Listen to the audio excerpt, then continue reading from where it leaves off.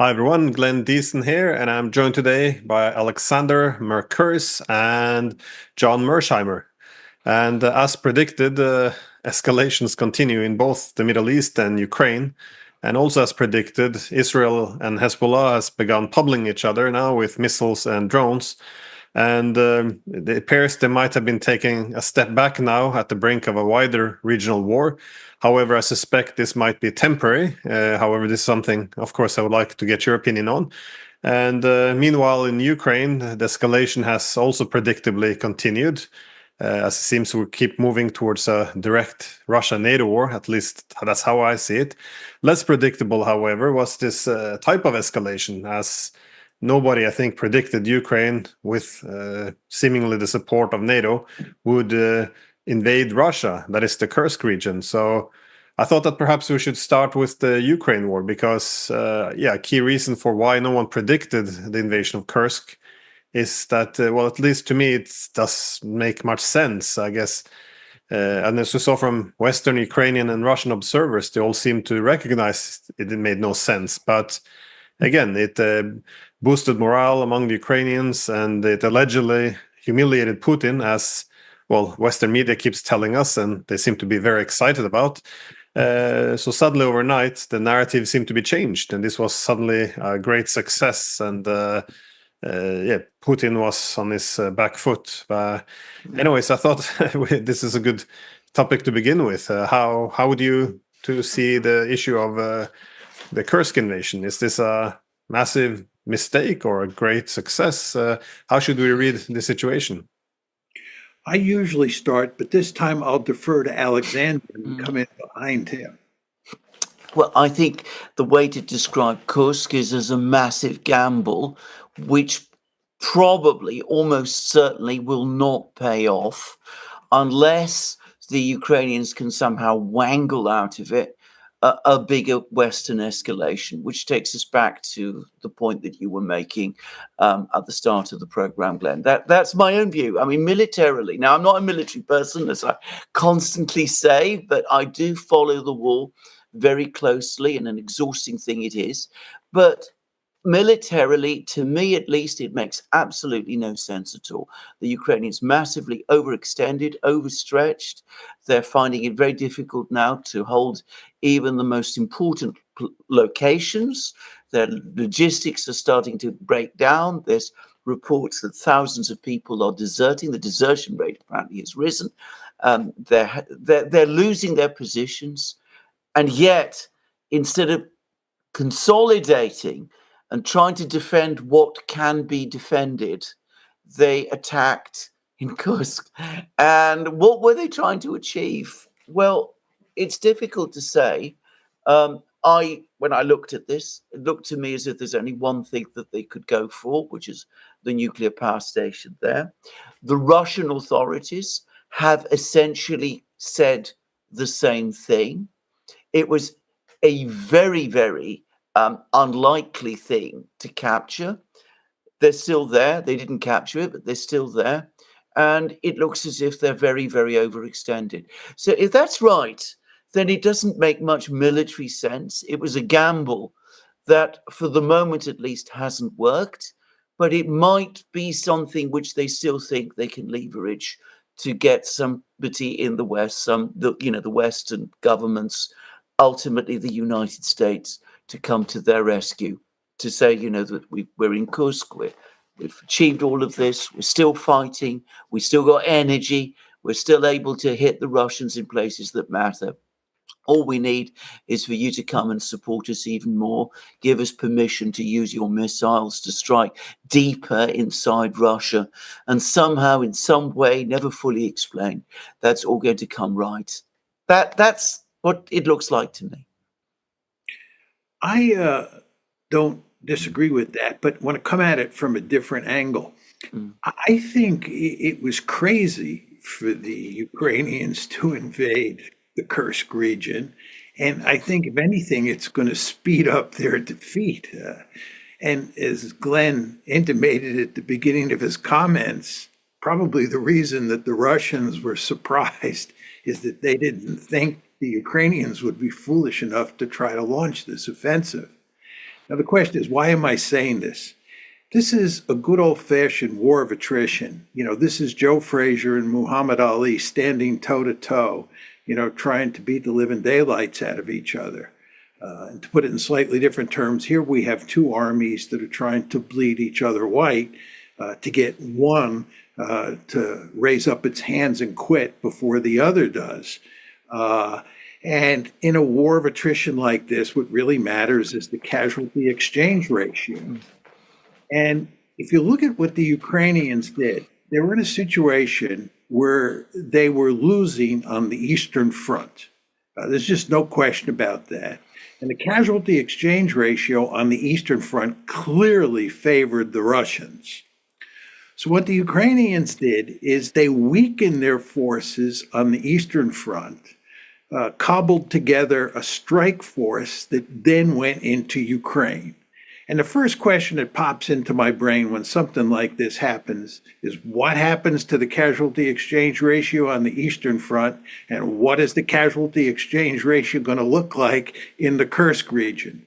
Well, if you weaken your forces on the Eastern Front, which of course the Ukrainians do and the Russians do not, that means that the casualty exchange ratio is going to shift even further towards the Russians because your forces are weakened. They're spread out more thinly, and the Russians are in a better position to attack Ukrainian positions. And of course, that is what's happening.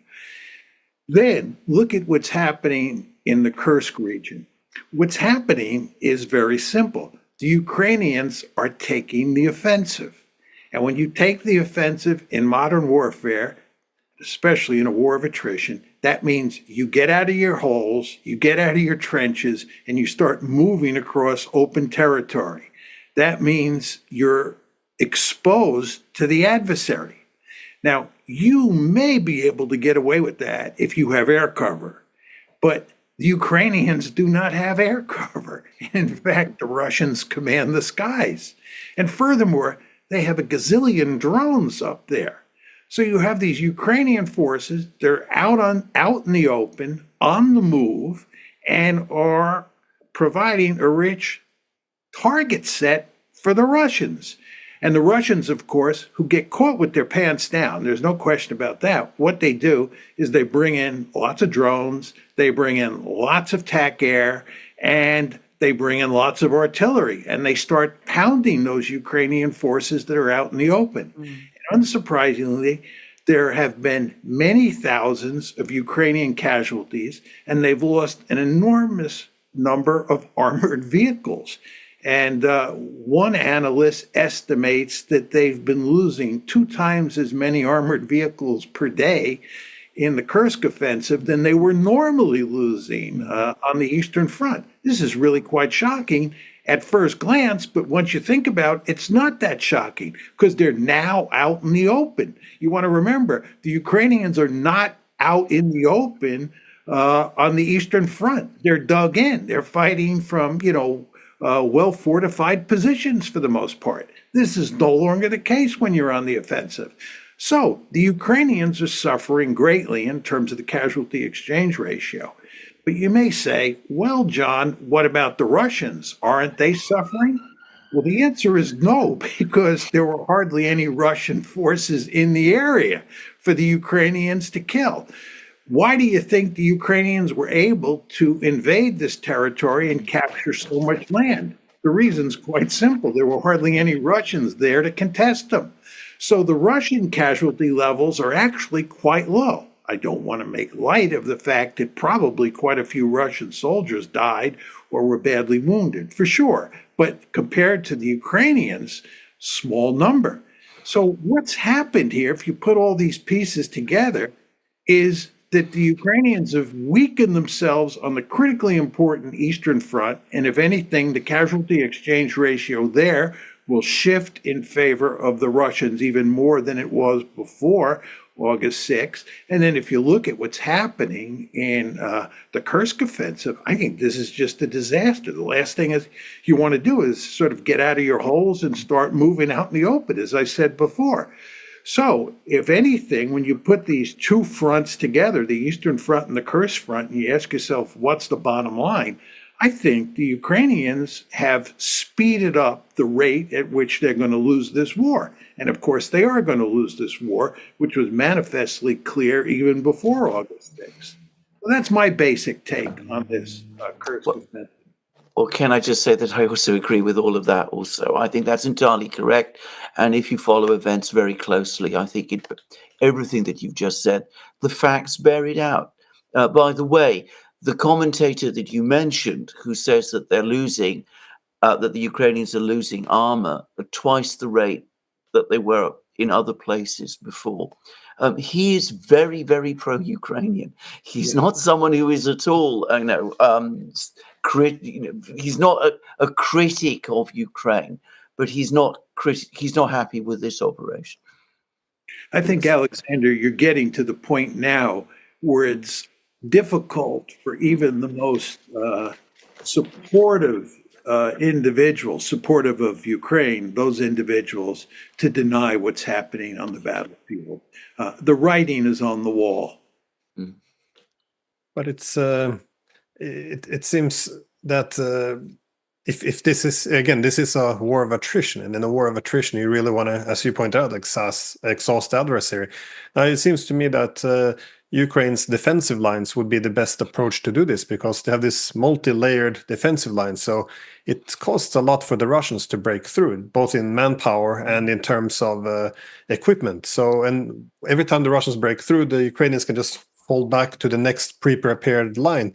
So they had this in Donbass, but instead, this is what's surprising to me with this Kursk invasion, because they go into this wide open, low populated areas with hardly any Russian soldiers. And as you said, they're out in the open, they can be knocked out. And, not to draw too strong parallel, but, when Napoleon and Hitler went in to Russia, a key problem was protecting their supply lines. Now, obviously, this is a much smaller invasion, but nonetheless, a key problem has been to be able to supply these forces, because they're inside Russian territory. And we see not only are they exposed to Russian drones and missiles, but the Russians have been able to knock out the fuel supply, which grinds them to a halt, and they can't really defend these areas because they don't get the engineering equipment into Russian territory either, where they can effectively dig in and hold this position. So I think that the part of the calculation of the Ukrainians was they storm into Russia. Russia have to divert all its troops in towards Kursk to stop this down. Instead, it looks like the Russians are just they're taking out the different troops and stabilizing the front lines. Meanwhile, taking a huge advantage of what's happening now in Donbass. Just as one example, if you look at Pokrovsk now, this towns which just keeps falling one after another. This Novogrodivka, within the 3 days, this is a very strategic area right before Pokrovsk. The Russians took it. They didn't even have to, usually they had to destroy an entire town in order to move forward. Now they just sent in infantry, and they took the town almost undamaged in 3 days. It's completely absurd if you've seen what's happened in the past. So they gave up all this fortified defensive line in order to go on the offensive. And I can see what they wanted to go for, but I'm not sure how. Now that it seems this has been a failure, is it possible to walk this back? Because they're already in there. What do they have to double down on failure, or what is the likely push by the Ukrainians now? John. No, go ahead. Go ahead. No, what I was going to say was that I rather expected that they would pull back. I thought that, that they tried to go in, do something quickly, and then pull out again, for all the reasons that John and you, Glenn, have been saying. And I know there were other people who thought this as well. And by the way, on the point about fortifications, I'm in contact with the former Marine officer, Jim Webb. He's been writing since the summer. What the Ukrainians need to do is to build up more fortified positions, embed themselves in fortified lines, give up the idea of offensives, think in this very conservative way. But he also, by the way, says they also need to start serious negotiations. I think that's right. But the Ukrainians don't do this. And I think what is probably driving this, and it probably explains why the Ukrainians cannot leave Kursk now that they are there, is that far too much of the way they conduct their war is about image management. Appearing to retreat without being pushed out is something that they can't bring themselves to do. And I still think that they find the idea of negotiations, real negotiations based on the actual realities, impossible to conceive of. Prime Minister Modi went to Kiev. Apparently, he said to them, I'm prepared to help you if you want to negotiate. Zelensky has just given an interview to the Indian media in which he says that he wants all of Ukraine's post-1991 territory back. So until that mindset changes, until they finally think in a different way, I don't think they're going to retreat from Kursk. I don't think they're going to pull back. And I'm beginning to wonder whether we're ever going to see any kind of negotiations whilst the present government is in power. Let me make 3 quick points. One is, if I'm playing the Russians' hand, I do not want them to retreat. I want them to stay there, and I want them to take the offensive. I want them to stay on the offensive. I want them to have a simple motto, one that the French had going into World War I: attack, attack, attack. Because if I'm a Russian commander, that's advantageous to me. Second point I would make is, I think all 3 of us would agree that the Ukrainians would have been smart not to launch the infamous counteroffensive in the summer of 2023, and back then stayed on the defensive as well. That was foolish in the extreme, because again, the casualty exchange ratio drastically favored the Russians, and they ended up capturing hardly any territory, which is what they were trying to do. Third point is, a lot of people like to compare the Kursk offensive by the Ukrainians with the Battle of the Bulge. But I think it's not really the best analogy. I think the best analogy is Operation Blue, which was the German offensive in World War II against the Soviet Union in 1942. You remember in 1941, the Soviets go in with Operation Barbarossa, and there are 3 big prongs, one that goes toward Leningrad, one that goes towards Moscow, and one that goes into Ukraine. After that fails in December of 41, come the second year of the campaign, which is 1942, the Germans decide that they're going to drive deep into the Caucasus. They're going to take that southern prong, concentrate on it, and drive deep into the Caucasus. And they do drive deep into the Caucasus, winning stunning victory after stunning victory.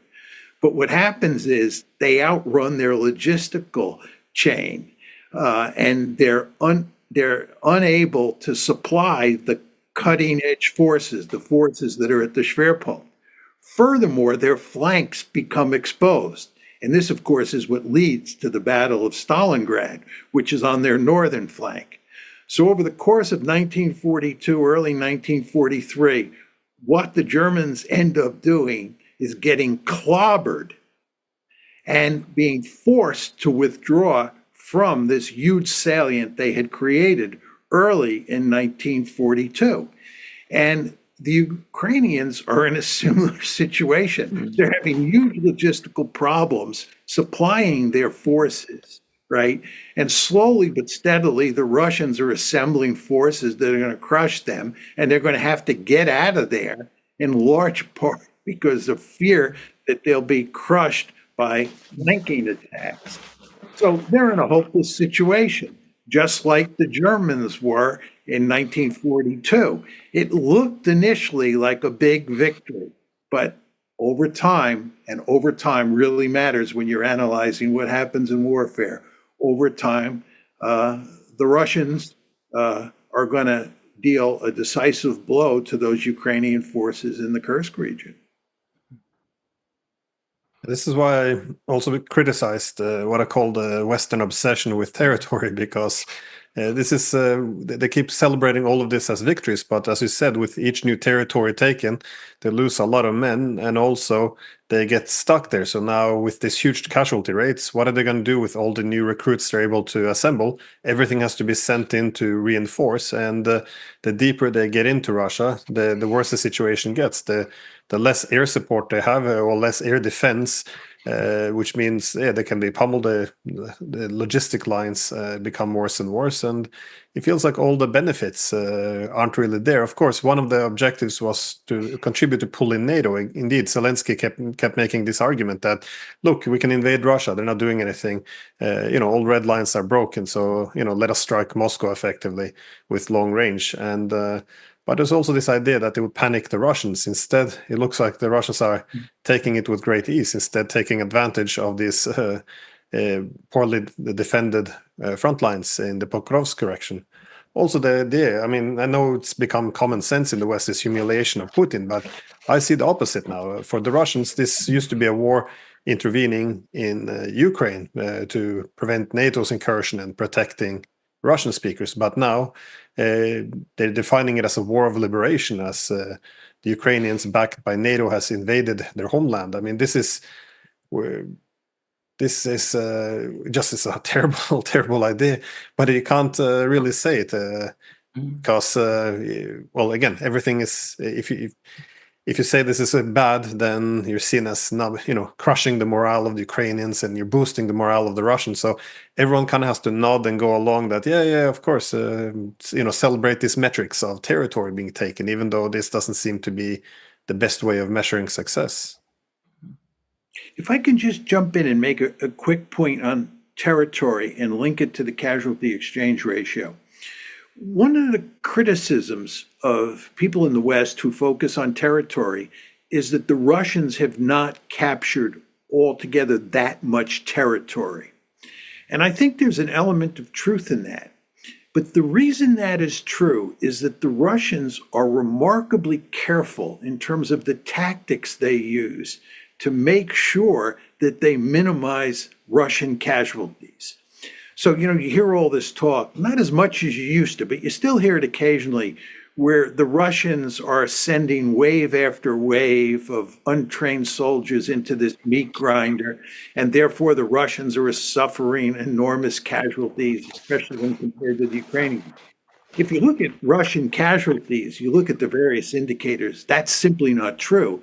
And the reason it's not true is that the tactics they are employing are very clever tactics that are designed not to maximize the amount of territory they capture, but are designed to minimize the number of Russian casualties. So the Russian casualties remain quite low as wars of attrition go, whereas the Ukrainian casualties are through the roof. I don't know what the final count is going to look like, but I would not be surprised if, when all is said and done in this war, that the Ukrainians have suffered 3 times as many casualties as the Russians have. I'm not saying that's for sure, because as both of you know as well as I do, it's really tough to come up with solid numbers. But my guess is that the Ukrainians are just suffering much more than the Russians, suffering much greater casualties. And of course, this has a lot to do with the imbalance in artillery and air power as well. I don't want to make light of that. But I also think it has a lot to do with the fact that the Russians are not obsessed with taking territory. They understand it's a war of attrition, and what they're doing is minimizing their casualties and maximizing the Ukrainian casualties. I think you can see that visibly on the battlefronts now, that so many of the best Ukrainian troops have been attritioned out of the picture. I mean, they've been killed, or they're wounded, or whatever reason, they're no longer there. And the people who are replacing them are not the replacements that they were. And that, by the way, we're reading in the American, the British media. There's articles about this now, that Ukrainian numbers of men that they can put in the front lines are down, and that the quality of their soldiers is declining. And that's the product of attrition, which is not affecting the Russians at all in the same way.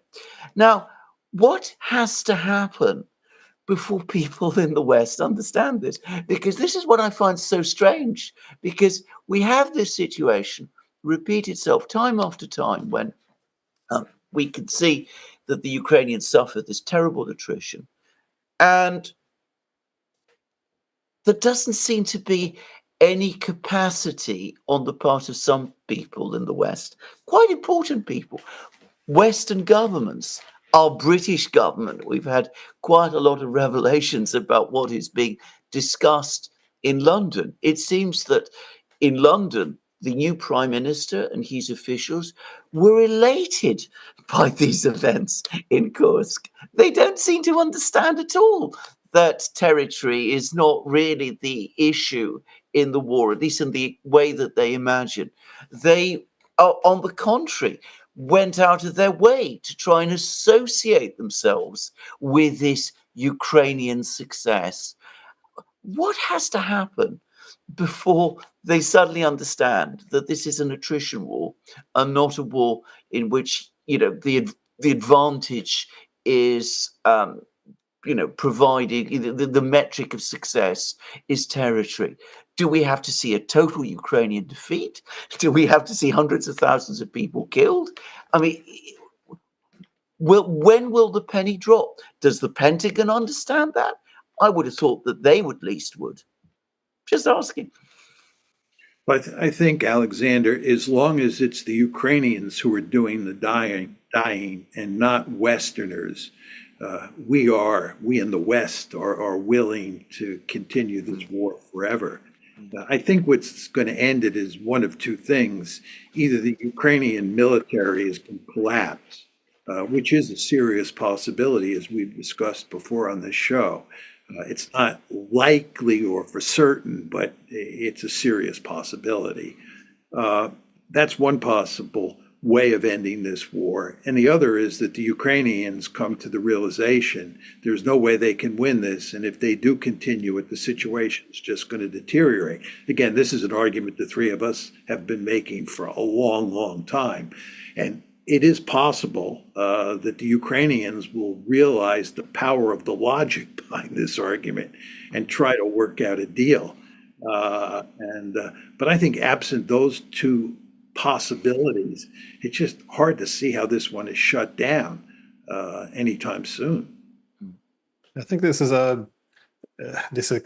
expectation and excitement about territory is also quite harmful because, I made also a point before that Zelensky is often criticized for, what's often well defined as PR stunts. But one also has to keep in mind that these PR stunts are necessary for him in order to put Ukraine back in the headlines and to make the West excited and send more weapons. Because, we were all talking about how Ukraine was losing and people kind of lost interest in it. And suddenly now it's top of the news. Ukraine is winning again.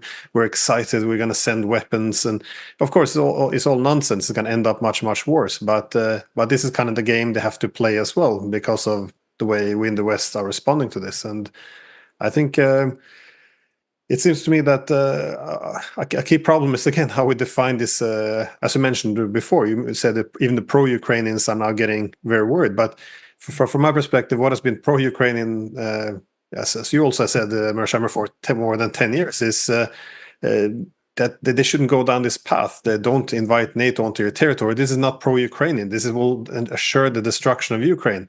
And the same with this, shutting down their media, political opposition, and now banning the church, Orthodox Church. This is causing deep divisions in Ukrainian society. It's making it more difficult now to defend themselves and maintain solidarity. And same with the peace agreements. This is also people who said, no, we should make peace with the Russians, otherwise we're going to end up with a worse deal. This was seen to be pro-Russian. And now the pro-Ukrainians were the one who essentially said, no, let's not implement them. Let's choose war or the counteroffensive. This was also, if you criticized it, then you were anti-Ukrainian. It just seems for me that it doesn't matter what the outcome is. It's always just if you say that you push for this counteroffensive or now invasion of Kursk, it just shows that you're taking one side instead of the Russian side. It seems like whatever might be preferred by the Russians is immediately seen as being anti-Ukrainian. But I think over and over again, we keep seeing quite the opposite, that all this so-called pro-Ukrainian positions ends up just devastating the country. Imagine if we wouldn't have toppled the government or any of these terrible decisions. But nonetheless, everything horrible to Ukraine is always positioned as being a pro-Ukrainian policy, simply because Russia might benefit. The irony is, of course, if you threaten Russia, Ukraine will definitely not benefit. And yeah. Just to pick up on this, it's interesting.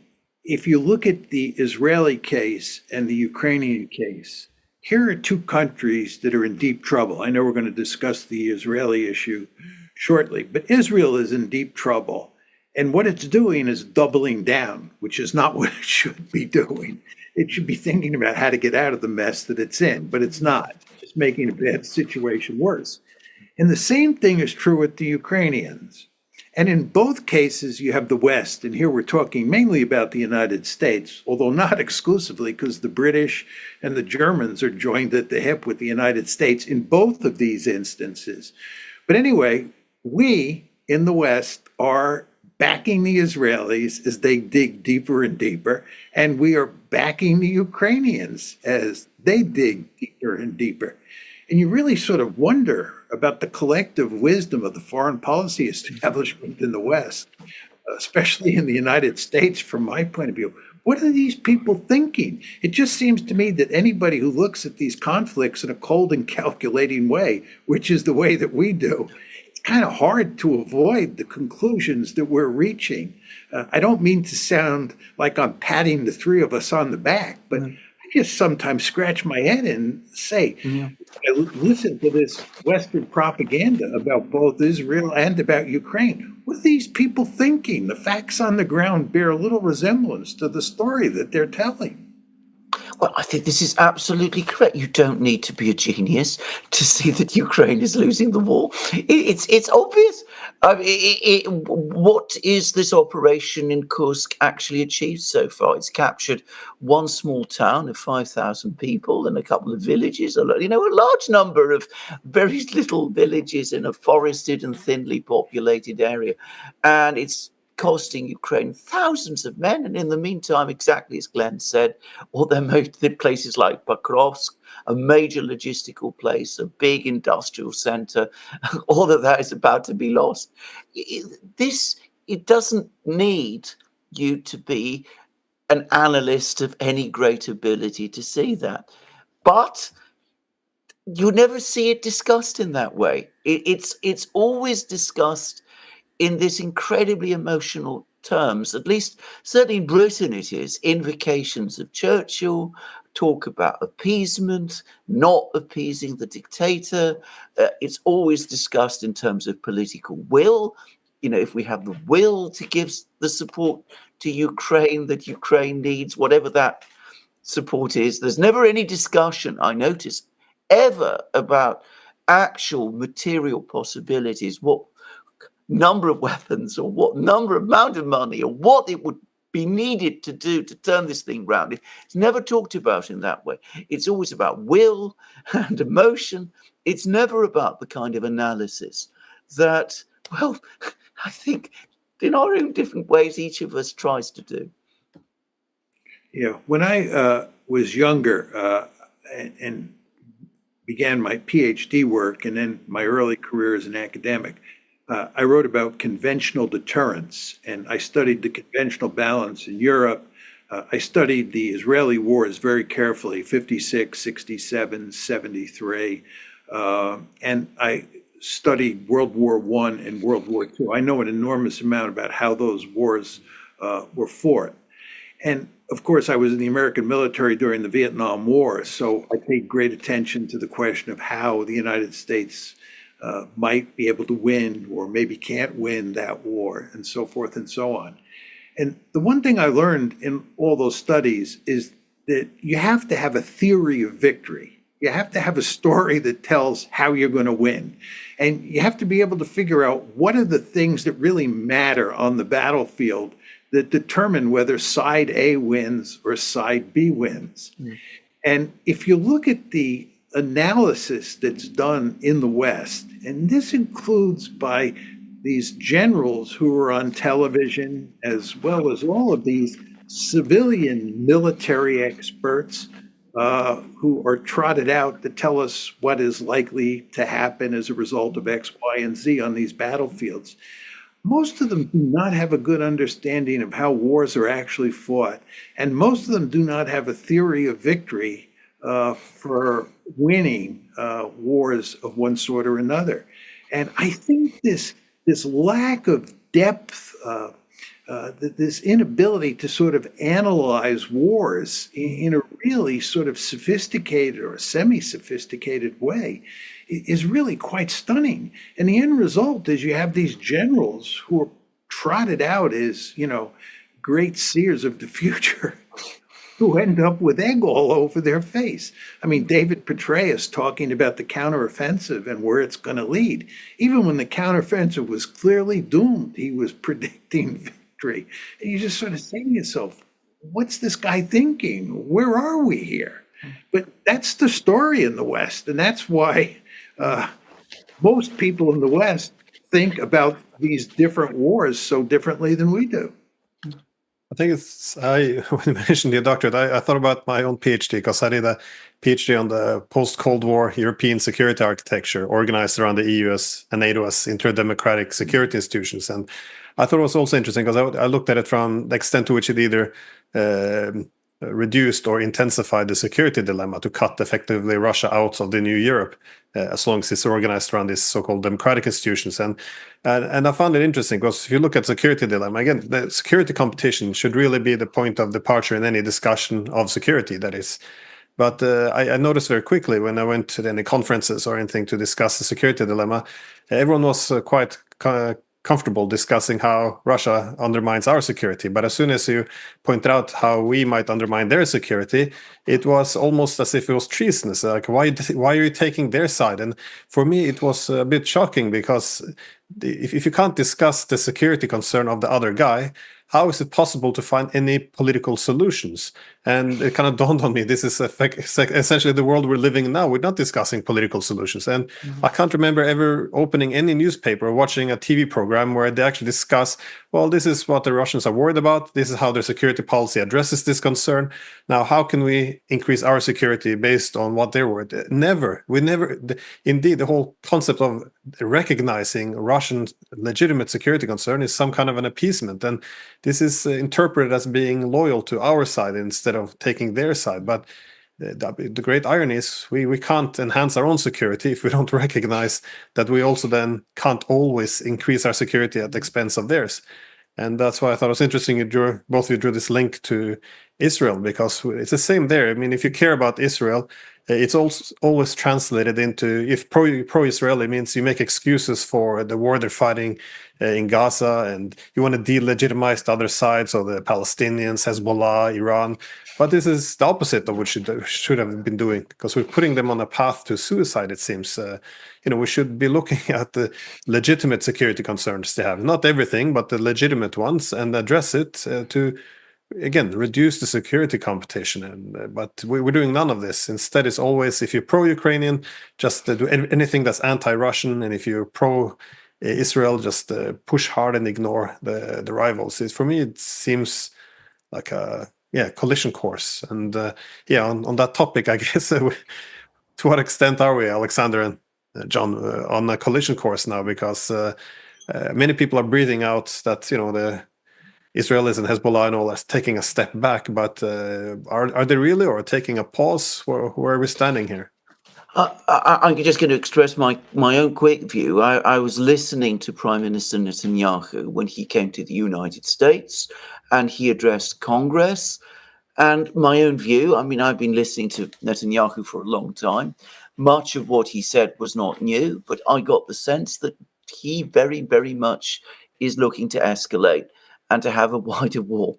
And I think everything that he's done since that speech, the assassination of Haniyeh in Tehran, the sabotaging of every attempt to achieve a ceasefire in Gaza, his rhetoric against Iran, his previous attack on the embassy in Damascus, the latest events that we've seen over the last couple of days, all of that tells me that he wants a war, he wants escalation. And we don't seem to be doing anything at all to tell him stop. On the contrary, when we, and by the way, in this I include the British, who are absolutely fully engaged in this, whenever it comes to telling people we need moderation, we need restraint, it's the Iranians we address it to, even though recently, maybe not always, but in the last couple of months, ever since the events last October, it's the Iranians who've been exercising restraint. So we ask for more restraint from the party that's exercising restraint, and we never ask the same from the side that isn't. That's how it looks to me. So given that this is the situation, I cannot see how it can end in any other way than in a smash. Now, I'll be interested to hear what Professor Mearsheimer has to say. Just before I talk specifically about the Middle East, I would note that both Zelensky and Netanyahu are trying to drag the United States into their wars. And in both cases, the United States wants to stay out. But Netanyahu is not acting all that differently from Zelensky. And one could argue that the reason Zelensky invaded Ukraine, one of the reasons was to cause the Russians to retaliate in a way that would bring the Americans in. So the United States has to be very careful that it doesn't get dragged into either one of those wars. Now, I agree with Alexander, but just to embellish his point a bit and talk a bit about what Netanyahu's nitty-gritty incentives are. First of all, I think he wants to drag us into a war with Iran, so that we bash Iran. Iran is weakened. And I think he's especially hopeful that we destroy its nuclear capabilities, because as you both know, the Iranians are not far away from becoming a nuclear weapons state, because they've been enriching uranium up to 60%. That's one reason. Another reason is he wants the war to continue. He doesn't want the war to end because he fears that if it ends, he'll be toppled from power. Third reason, and a very important reason, he's bent on ethnically cleansing Gaza, and he'd like to ethnically cleanse the West Bank as well.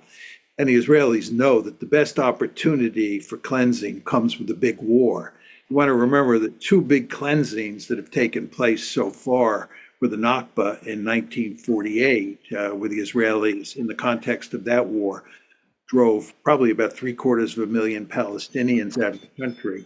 And then the second big expulsion was in the wake of the 1967 war, when they probably drove about 250,000 Palestinians out of the West Bank.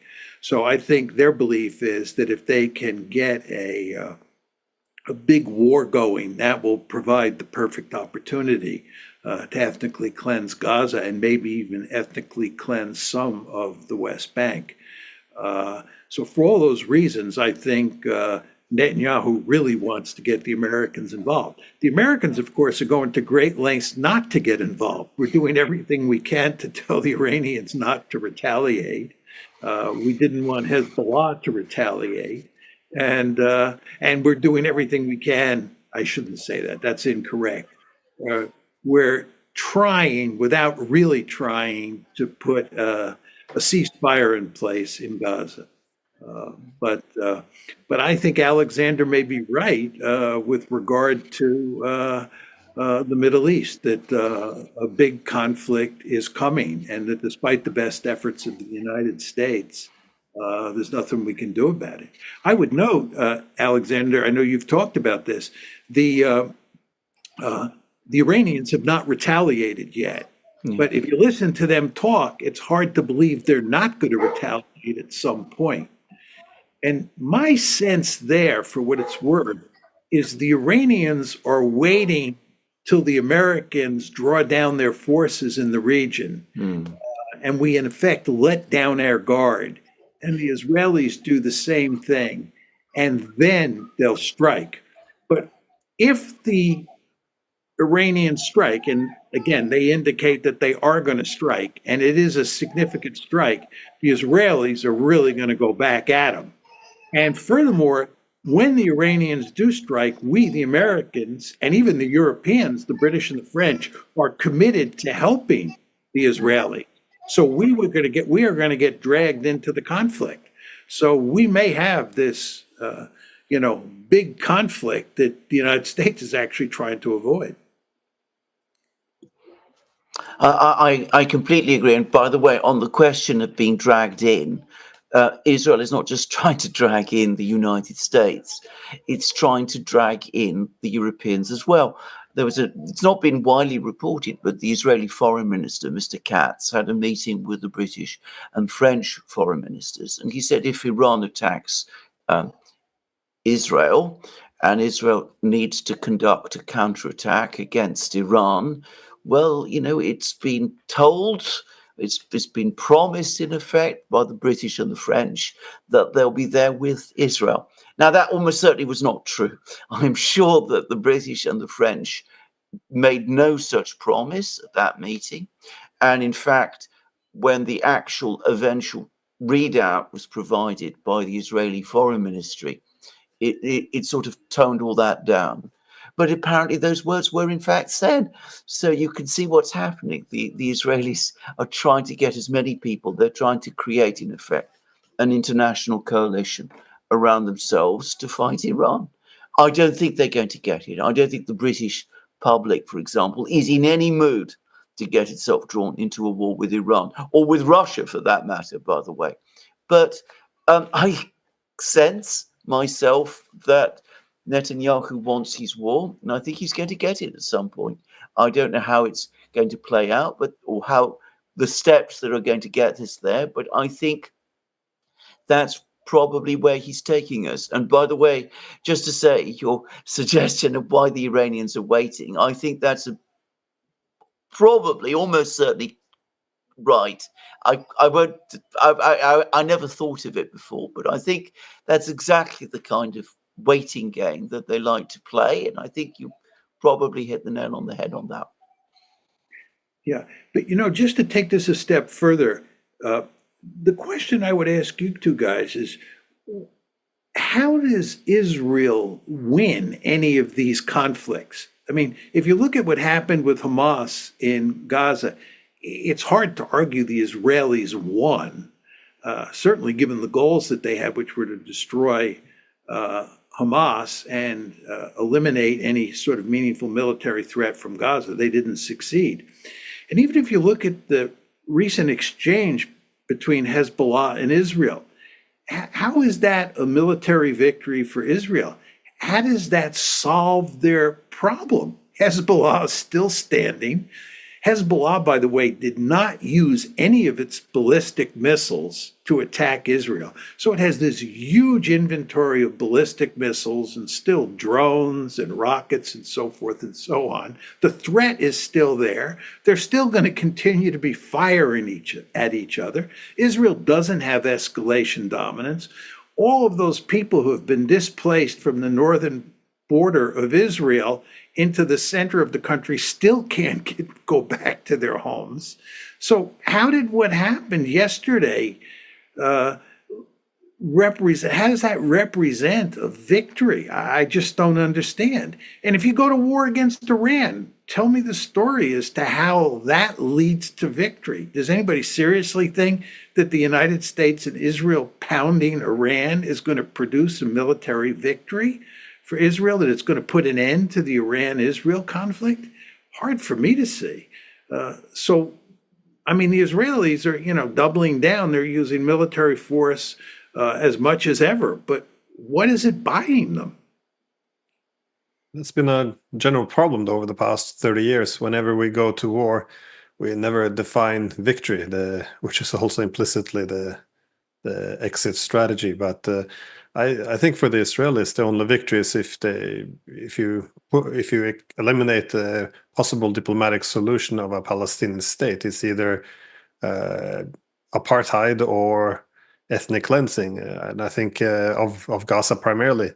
Now, it's still maybe achievable if you have a major war, but I think if you look at what Netanyahu wants in any ceasefire agreement, not that necessarily it's not being genuine, but there's always some kind of control over Gaza, so some way of I don't know, putting it under their control. So I'm not sure how they would realistically achieve this, and obviously escalating now with Hezbollah, I don't see any possible pathway to victory. But this has become a common feature, the same as when we've been fighting Russia for 2.5 years. No one actually defined what it would mean to defeat the world's largest nuclear power. At what point would NATO march through Crimea without triggering a nuclear war? So I think it's across the board, it's just this is the key problem. We never define our victories. And I just want to have a quick comment on what you mentioned before, this pulling in NATO and the US, because I think this is a key problem with the whole alliance system. For about 8 years ago, John Hertz, he wrote that alliance systems replace the right to make war with the responsibility to do so. And, this is why the Ukrainians have an incentive to escalate, because they can pull in NATO. This is why the Israelis have an incentive to escalate, because they pull in the Americans. So why would you do any painful diplomatic solutions if you always have that powerful state in the back? So you're willing to take these huge compromise risks, sorry. And this has been a problem not just with Ukraine. Look at the Baltic states. There's one reason why they never made any peace with Russia. They continued this belligerent policies because they have the United States and NATO in their back. Without this, of course, they would have to try to at least overcome some of the Soviet legacy and find a way of living next to each other. But you don't have to when you have this big powerful army behind you. So I think this is we're always celebrating alliance systems for only protecting and defending, but it's also preventing anyone from making any compromises. So I think this has been the problem of Israel, not just now, but over the past decades. Why would it ever have to make any painful compromises with the Palestinians? It doesn't have to. It can always have the option of getting everything, I think. So, again, I don't think this is necessarily in their interest to discourage them from making any compromises. Just a quick point on that, Glenn, is both of you know Steve Walt and I wrote this famous book called The Israel Lobby and U.S. Foreign Policy. And the argument we made in the book was we have this powerful lobby in the United States, the Israel lobby, that has a huge influence on American policy toward the Middle East, and especially towards Israel, and especially towards the Israeli-Palestinian conflict. And the end result is that the United States supports Israel unconditionally. And in the book and in our public presentations, we have always argued that the lobby is not good for the United States, that the policies that it's pushing are not good for American security. But we have also argued emphatically that the policies that the lobby is pushing, which is to support Israel unconditionally, are not good for Israel. So when you look at American policy towards Israel, it is important to understand that there are many policymakers over time, presidents in particular, who have wanted to put significant pressure on Israel not to do foolish things that were not only not good for the United States, but not good for Israel itself. But those presidents could not put any pressure on Israel of any consequence, in large part because of the lobby, because the lobby demands that the United States support Israel unconditionally. So here's a country, Israel, that is really in deep trouble. It is in deep trouble, and it is digging deeper and deeper. And what is the lobby doing here in the United States? And by the way, there's a lobby in Britain and lobbies all across Europe as well, which is one of the reasons all these governments support Israel no matter what it does. What all these lobbies are doing, right, is they're helping Israel dig that hole at a more rapid rate and get deeper and deeper into the ground. This is not smart. Those lobbies, those so-called supporters of Israel, right, ought to think long and hard about what's going on here. And Glenn, this gets back to your point about Ukraine. People like us are portrayed as being anti-Ukrainian, and all of these supporters of endless war in Ukraine are supposed to be the great defenders of Ukraine. Your point, which I agree with, and I'm sure Alexander agrees with, is that this is completely backwards, and all these cheerleaders for Ukraine are leading it down the primrose path. I'm making the same argument with regard to Israel, right? If Israel's supporters were hard-headed strategists and were forced to think clearly about the policies they're pushing, they would see that it is not in Israel's interest to continue digging deeper and deeper any more than it's in Ukraine's interest. But the problem is that people like us just don't have much voice in the existing system. I think this is absolutely correct. All my lifetime, I hear about how Israel is winning, except of course it never wins. I mean, it's always a process of winning. You win every tactical battle, but at the end of the day, you find yourself in a far worse situation than you would have been in if you had been prepared at some point to compromise. They've had ample opportunities to do that in 67, in the various negotiations that took place in the 1970s, at the Geneva Conference, I remember, which has been floated for the 1970s after Camp David agreements, but they never do it because they never really feel that they have that pressure on them, that need to negotiate, which is what Glenn was talking about. They can always hold out for whatever maximalist objective that they have. And in the end, it's where it's brought them to is the position in which they are now, where they've got an unwinnable war in Gaza, which they don't know how to end and they don't want to end, where their economy is in a very poor state. It's declining. Their credit rating is declining. Their army is exhausted. There's arguments between the prime minister and his generals, with reports in the Financial Times saying that the prime minister is calling the generals cowards, which is incredible. But that's, the Financial Times that's saying that. And they're drifting into a conflict with Iran, a very big country, potentially a very powerful one. Again, I can't understand what victory there would be. But nobody is making these points in the way that you've just made them, John. Nobody's doing that. Everybody looks at this purely in very tactical terms.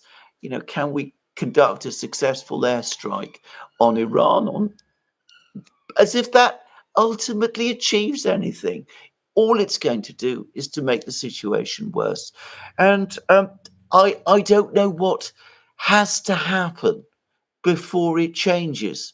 I think in Ukraine, where there is a major, preponderance of power on the Russian side, and they can at least at some point bring the war to an end on some kind of basis that works for them, I think we can perhaps see a possible, or we can look forward one day to a day when there won't be a war there. But in the Middle East, I have to say, I look upon events with dread. And I think for Israel, it's now an existential situation. I think that they're in a more dangerous position now than they have ever been in their history. All this winning, where has it brought them? Yeah, just two quick points. One is that the political center of gravity in Israel over time will move further and further to the right. If you just look at the demographics, and you see that the more extreme groups are having large numbers of babies. And furthermore, I think with the passage of time, more and more secular Israelis will leave and go to Europe or the United States, given what's happening inside Israel. So I don't think there's much hope that Israel will come to its senses. I think the Ben Gavirs and the Smotriches are the wave of the future. That's point one. Point two is I just wanted to talk a little bit about how Israel's military situation has changed over time. As I told you, when I was young and studying conventional wars, I studied the Israeli cases. I mentioned the 56, 67, and 73 wars. I also, of course, studied the 48 war and the 82 invasion of Lebanon. And in those days, the Israelis fought wars against other countries, and the wars mainly involved engagements on the battlefield. But the threat environment that Israel faces is fundamentally different today. It's not a conventional war with Egypt or a conventional war with Syria like it was in the old days. Now the problem is they're facing these adversaries who are armed to the teeth with missiles, rockets, and cruise missiles. And they have no way of dealing with that threat. It's really quite amazing. I mean, Hamas is not a regular army by any means, right? Hezbollah is not a country. Hezbollah is not Lebanon. It's an important element of the political equation in Lebanon for sure. But Hezbollah, is a political organization embedded inside of Lebanon that has all of these missiles, rockets, mortars, and so forth and so on, and even some ground capability. And it just creates all sorts of problems for Israel. And now they're beginning to face problems with the Houthis because the Houthis are getting the capability to hit Israel with missiles and with drones. And this capability will only grow with time. So if you look at what happened yesterday with Lebanon and Israel, there was no way that Israel could win the war against Lebanon. They can't invade Lebanon. I mean, they could invade Lebanon, but it will not have a happy ending, which is why they're not seriously talking about it. And they can't take out all of their missiles and rockets, and that leaves them vulnerable to these missiles and rockets. And by the way, the number of missiles and rockets that Hezbollah now has will grow over time. The accuracy of those missiles will grow. The yield of those missiles will grow. The intelligence capabilities of Hezbollah to sort of pinpoint targets that could then be programmed into these missiles and rockets will grow. And it's all a way of saying the threat from Hezbollah will grow, the threat from Hamas, which has been obviously severely hurt, will grow back, and the Houthis will come online. The Iranians are not going anywhere, whether they bomb them or not. So the Israelis are in this really dangerous threat environment.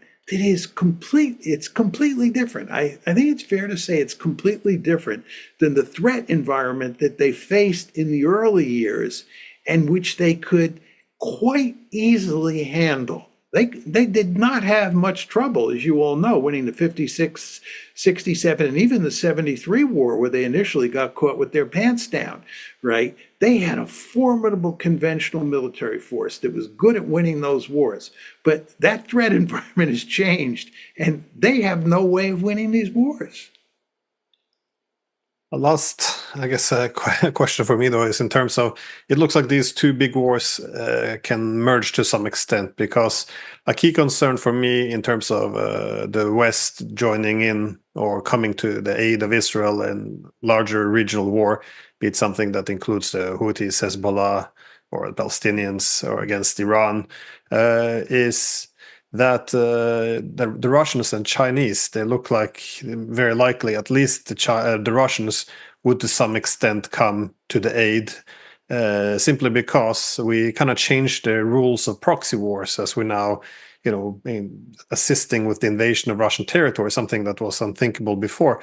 Now, obviously, one of the ways that the Russians are seeking to retaliate without triggering a nuclear exchange or a third world war is by yes, we've talked about supplying more weapons to anyone who opposes the West. Now, it seems to me if the West wants to get involved in a wider regional war in the Middle East, Russia suddenly has a lot of targets to pick in terms of supplying intelligence, weapons, any war planning, or any of the things we're engaged in the war against Russia.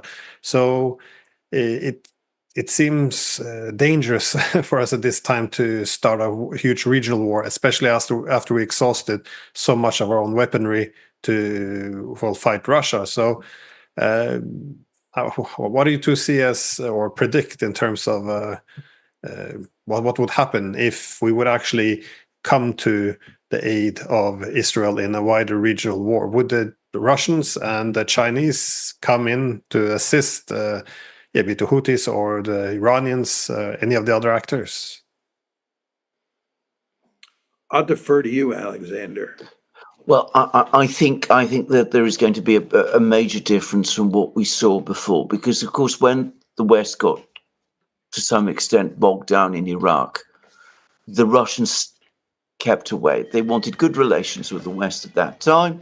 They were not in a strong position to intervene. They didn't have many regional friends. Now everything has changed. They have the incentive, they have the means, and they have the friends. And I think that from their point of view, they probably would want to intervene, but they would want to intervene in a particular way. I think they would not want an uncontrolled escalation in the Middle East, which could backfire on themselves.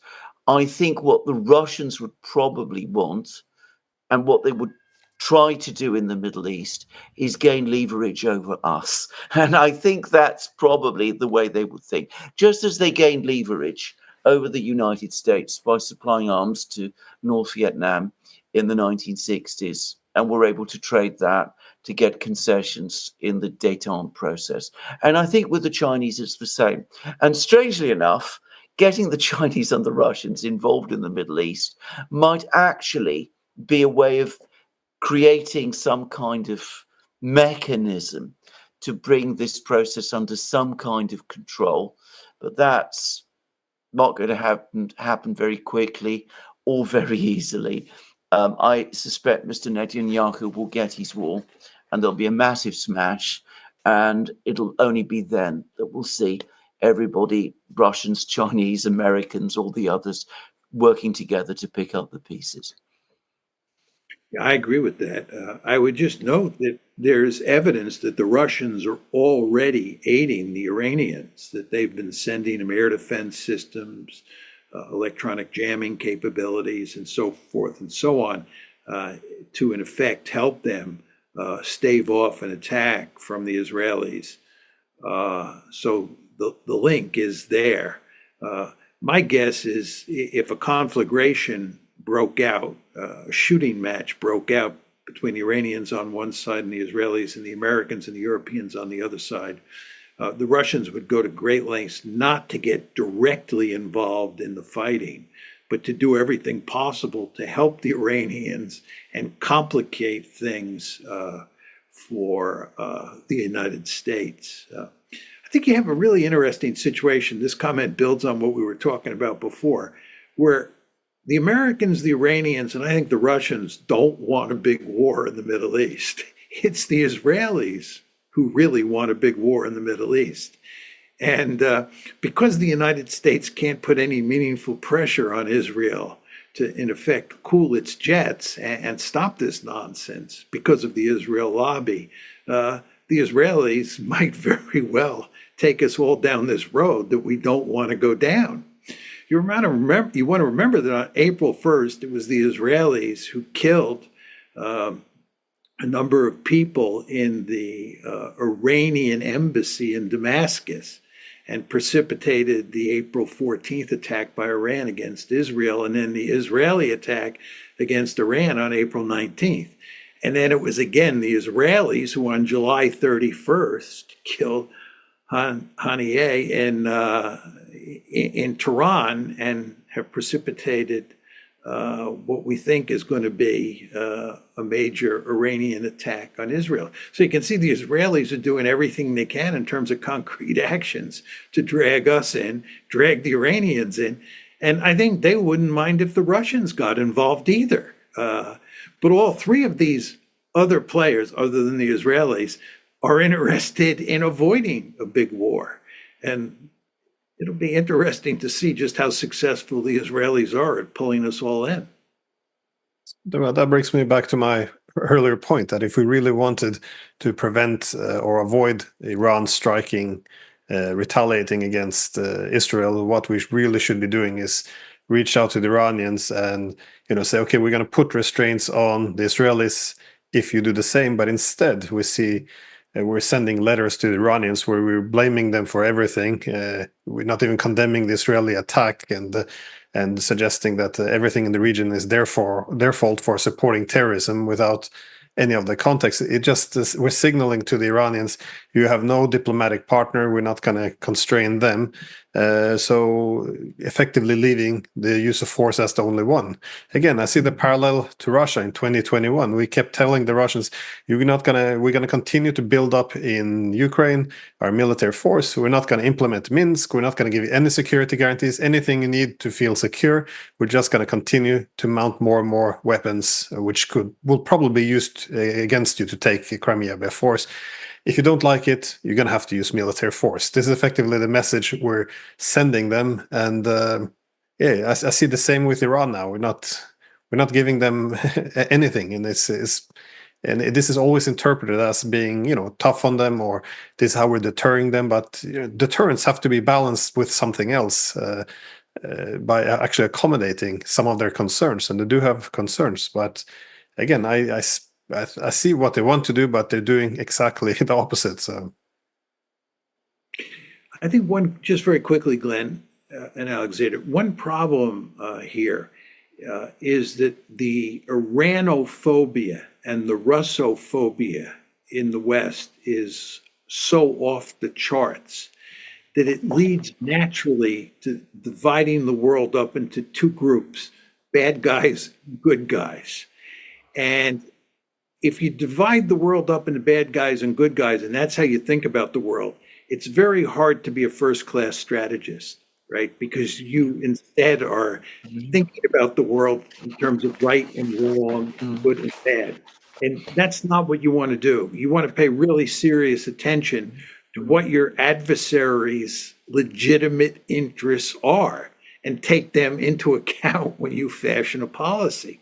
But we are incapable of doing it. I think it's actually more difficult to do with regard to the Russians, because the Russophobia and the Putin phobia is so potent.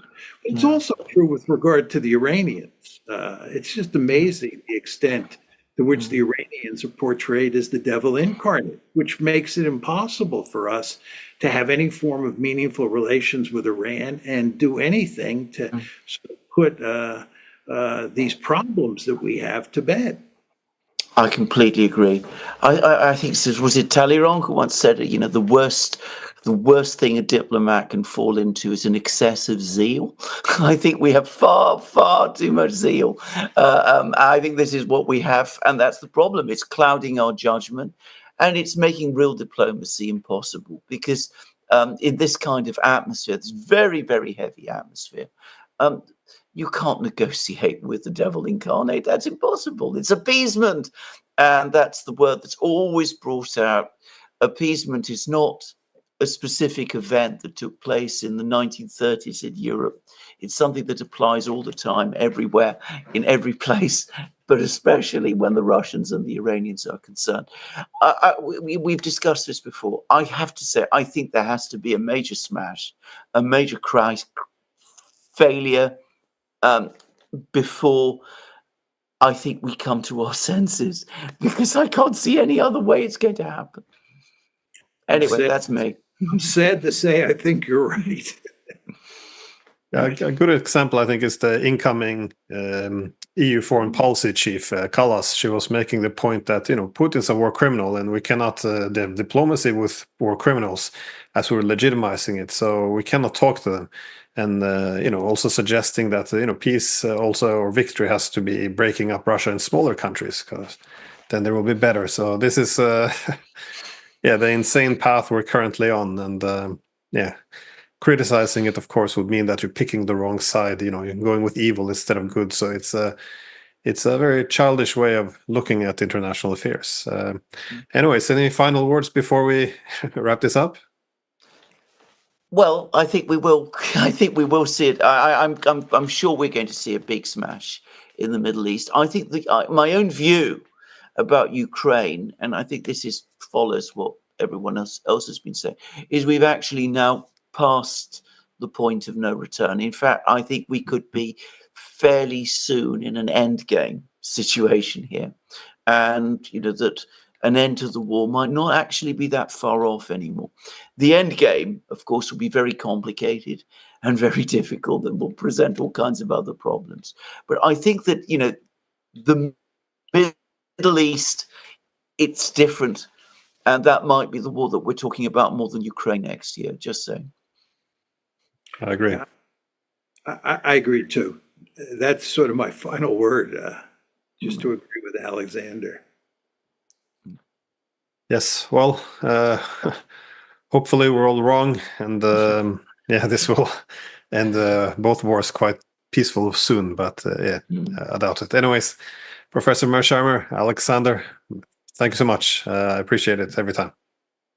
My pleasure, Glenn. Great to be with you. Great to be with you, both of you, on this program.